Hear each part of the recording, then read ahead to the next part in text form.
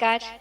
श्रीमद् वाल्मीकि रामायण अखंड पाठ में आज हम पढ़ रहे हैं युद्ध कांड से पंचदश सर्ग यानी कि 15वां सर्ग। विभीषण ने रावण को एक बार फिर समझाया है कि श्री राम अजेय हैं, सीता उन्हें लौटा दी जाए। इस पर इंद्रजीत द्वारा होता है विभीषण का उपहास, लेकिन विभीषण फिर भी नहीं मानते। विभीषण उसे फटकार कर सभा में पुनः अपनी उचित सम्मति देते हैं। तो चलिए प्रारंभ करते हैं आज का पाठ।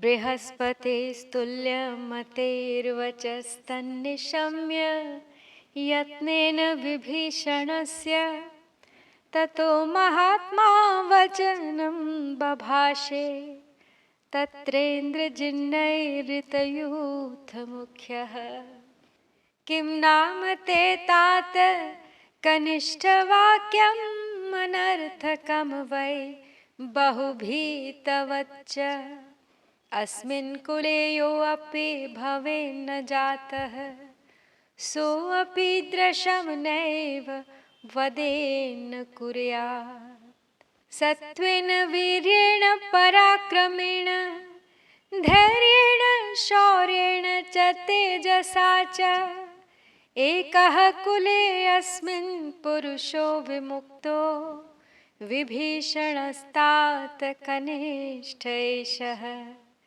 किं नाम तौ मानुष राजपुत्रा अस्माकमेकेन हि राक्षसेन सुप्राकृतेनापि निहन्तुमेतौ शक्यौ कुतो भीषयसे स्म भीरो।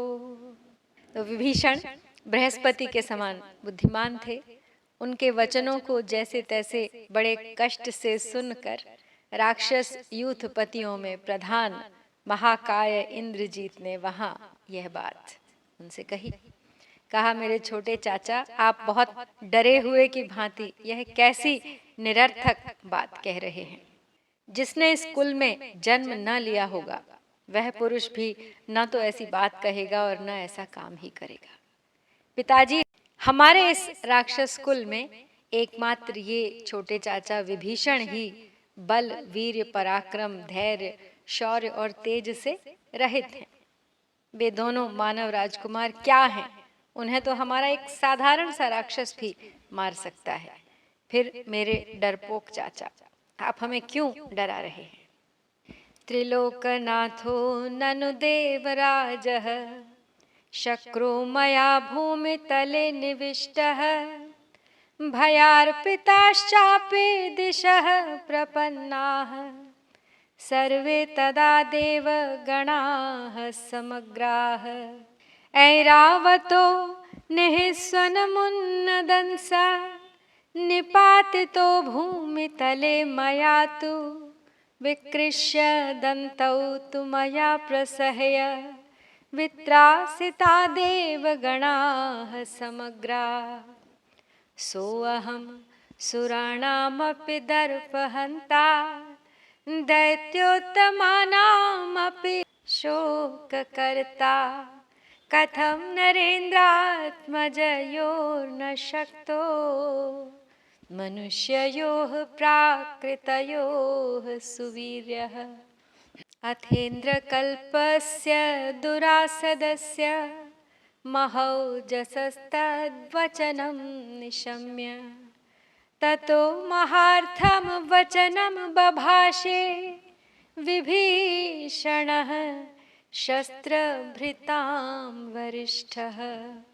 आगे कहता है इंद्रजीत मेघनाद कि मैंने तीनों लोकों के स्वामी देवराज इंद्र को भी स्वर्ग से हटाकर इस भूतल पर ला बिठाया था। उस समय सारे देवताओं ने भयभीत हो भागकर संपूर्ण दिशाओं की शरण ली थी। मैंने हठ पूर्वक ऐरावत हाथी के दोनों दांत उखाड़कर उसे स्वर्ग से पृथ्वी पर गिरा दिया था। उस समय वह जोर जोर से चिंघाड़ रहा था। अपने इस पराक्रम द्वारा मैंने संपूर्ण देवताओं को आतंक में डाल दिया था। जो देवताओं के भी दर्प का दलन कर सकता है बड़े बड़े दैत्यों को भी शोकमग्न कर देने वाला है, तथा जो उत्तम बल पराक्रम से संपन्न है, वही मुझ जैसा वीर मनुष्य जाति के दो साधारण राजकुमारों का सामना कैसे नहीं कर सकता है। इंद्र तुल्य तेजस्वी महापराक्रमी दुर्जय वीर इंद्रजीत की यह बात सुनकर शस्त्रधारियों में श्रेष्ठ विभीषण ने ये महान अर्थ से युक्त वचन कहे।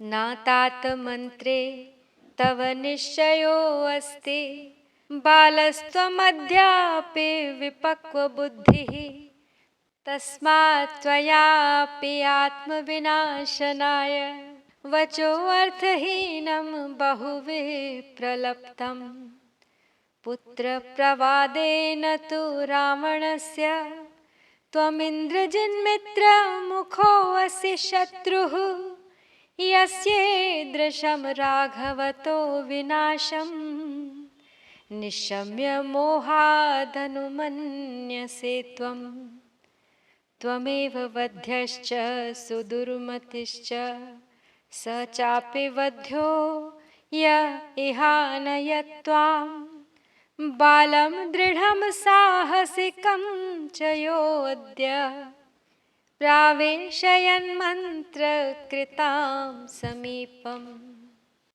अब विभीषण मेघनाद को, इंद्रजीत को समझाते हुए कहते हैं कि हे तात, अभी तुम बालक हो, तुम्हारी बुद्धि कच्ची है, तुम्हारे मन में कर्तव्य और अकर्तव्य का यथार्थ निश्चय नहीं हुआ है, इसीलिए तुम भी अपने ही विनाश के लिए बहुत सी निरर्थक बातें बक गए हो। इंद्रजीत, तुम रावण के पुत्र कहलाकर भी ऊपर से ही उसके मित्र हो, भीतर से तो तुम पिता के शत्रु ही जान पड़ते हो। यही कारण है कि तुम श्री रघुनाथ जी के द्वारा राक्षस राज के विनाश की बातें सुनकर भी मोहवश उन्हीं की हाँ में हाँ मिला रहे हो। तुम्हारी बुद्धि बहुत ही छोटी है, तुम स्वयं तो मार डालने के योग्य ही हो, और जो तुम्हें यहाँ बुला लाया है वह भी वध के योग्य ही है। जिसने आज तुम जैसे अत्यंत दुस्साहसी बालक को इन सलाहकारों के समीप आने दिया है, वह प्राण दंड का ही अपराधी है।